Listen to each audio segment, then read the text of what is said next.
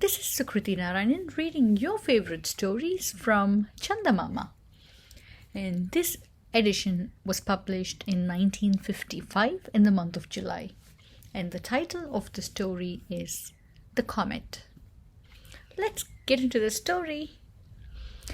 A long time back, King Chitrasen ruled the Isle of Kundalini. At the time of our story, he had been on the throne for only 2 years. Yet, he had made every effort to see that his subjects were happy and contented, and his rule rivaled Ramraj. Towards this end, he had cut all taxes by half. The people were really happy that the burden of taxes was reduced. They praised their king in verse and song. The good name of King Chitrasen echoed from every corner of his island kingdom. This was all to the good. Yet, even as the good name of the king was spreading far and wide, the treasury began to run dry.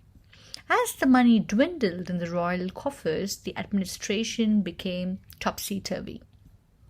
The chief minister was, however, a clever fellow. He had foreseen some of the consequences.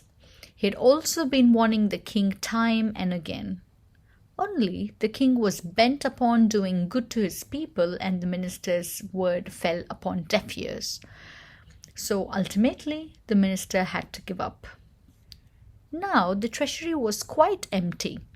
The minister had to do something about it. So he approached the king and submitted to him respectfully. Sire, it is true that our subjects are happy, but then the state is bankrupt. Nothing can be done without money. I cannot discharge my duties unless I can get things done. So I request you to relieve me of my responsibility. Has it come to that? The king asked in surprise. I hate to say this, sire, but the balance in our treasury is hardly enough to pay the gardeners of our palace. In another week, the monthly payment of salaries for our administrative staff, as well as the military, falls due. The minister replied. Is that so? We shall decide something in court tomorrow. See to it that all the ministers and most of the important citizens shall attend, the king said.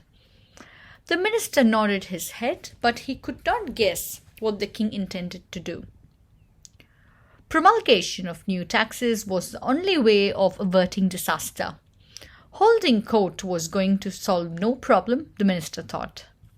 Anyway, the king had to be obeyed. When the people heard the announcement asking everyone to attend court, they did not know what it was all about. They began to guess according to their individual fancies.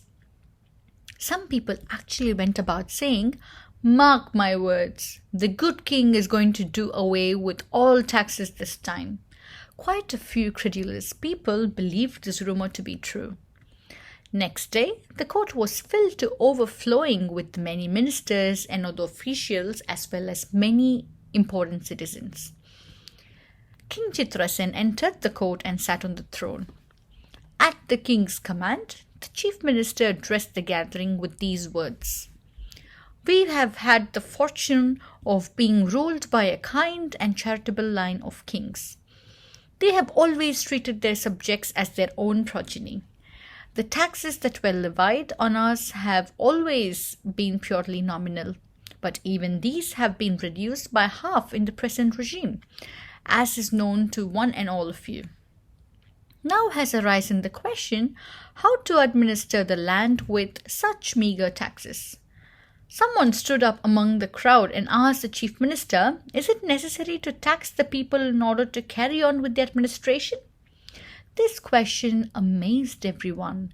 The chief minister nearly had a fit, but he controlled himself and went on. Compute for yourself. What is the population of our kingdom? What would it cost to provide amenities for the entire population?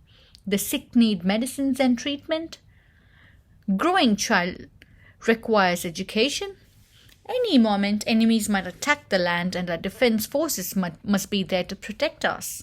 How can all these expenses be met except through taxation?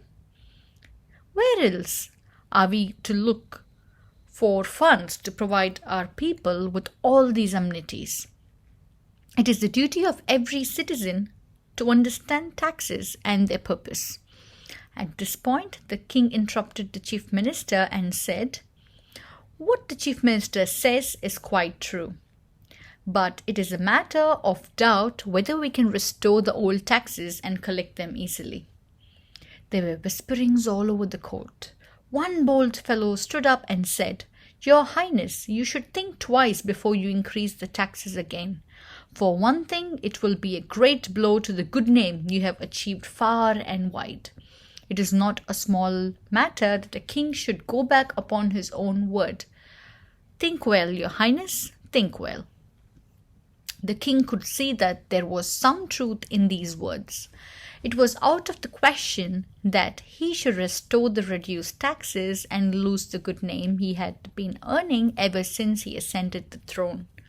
So, other ways must be found to solve the present problem.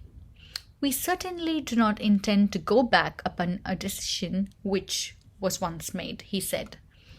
The taxes shall not be enhanced, nor new taxes levied. On the other hand, the minister has explained to you the nature of the present problem. Let someone come forward with a solution. There was a hush over the entire court. People looked at each other and saw only blank faces. The silence was broken by the commander-in-chief, who stood up and said, "Your Highness, it is not very difficult to fill the coffers. There is a way of doing it. But it is a matter of great secrecy, and I can reveal it to Your Highness only in strict privacy." So, a private audience of the king was granted to the commander-in-chief at 10 o'clock that night in the royal gardens. Meanwhile, the courtiers wondered what was up the sleeve of the commander-in-chief. They had to content themselves with the thought that the secret would be out next day. The commander-in-chief went to the royal gardens at the stroke of 10 and met the king. He said to the king, "Sire, our problem is to make the people happy and establish Ramraj. It is not to be hoped that we will be able to raise a pie more through taxes. That leaves us with only one choice. Let us loot other kingdoms. It is one of the legitimate rights of kinghood. It is for this very purpose that armies and the commanders are maintained." "I agree with you, Samarsin, but ours is an isle surrounded by ocean. Imagine for a moment how much navy and military might is required to cross the ocean and conquer foreign territory," the king said. "Sire, I shall answer for our military might," replied Samarsin, the chief commander. "Then I leave the entire thing to you," said the king. "For conscription and other things you will be requiring the royal authority. So take the royal seal." The commander-in-chief took the seal from the king and departed. He assembled all his military chiefs and told them about the conversation he had with the king. They appeared to agree with the king in his doubts. But the commander-in-chief said, "You must remember that our purpose is only to cross the ocean and loot other lands. We do not intend to conquer or subjugate them. I believe that we have enough military strength for our present purpose." Someone objected, "But while we take away our armies abroad, the king will be left helpless in case of people's uprising." "In the name of Mother Kundalini, such a calamity can be very easily averted," said an old veteran. "An internal revolution is bound to be headed by the youth. We must conscript all the young fellows." This was considered a wise measure. A proclamation was at once drawn up conscripting all male citizens between 15 and 40, and the royal seal was put to it. The next day onwards, military officers went round the various villages with copies of the proclamation and drafted all available young men into the army. Not all, however, joined willingly. For heaven's sake, don't draft us and take us away from our kith and kin. We would rather pay taxes to any extent, they pleaded in vain. While those who voluntarily joined in the army went along with the other officers, those who protested and resisted were tied hand and foot and dragged away mercilessly. Some people went on a deputation to the king and complained against the conscription. "It cannot be helped," said the king. "Some of you have already praised me in song and verse for my considerations in reducing taxes. If I enhance them again, you will again write songs and verses abusing me this time. You know that we never go back upon our decisions. What we have decided upon shall take place." The conscription was over, and one auspicious day the armies got into the military vessels, just as the king said, "Start." To the troop-carrying vessels, someone saw a mighty comet in the southeastern directions. Its head was glowing bright like the moon, and its enormous tail was flung across the sky. Soon everyone was gazing at it, awestruck. Some of them said, "An ill omen."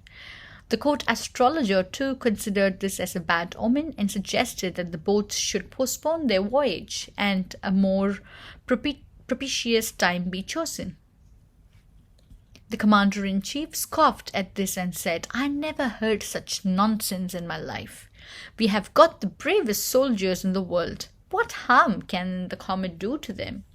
The astrologer tried to persist, but to no purpose. The king himself was inclined to agree with the commander-in-chief, and the astrologer had to retreat. As for the anxiety of the soldiers, no one was bothered about it. As a matter of fact, there was no time to lose. An expedition like this was bound to take a lot of time. The commander-in-chief had big tasks before him.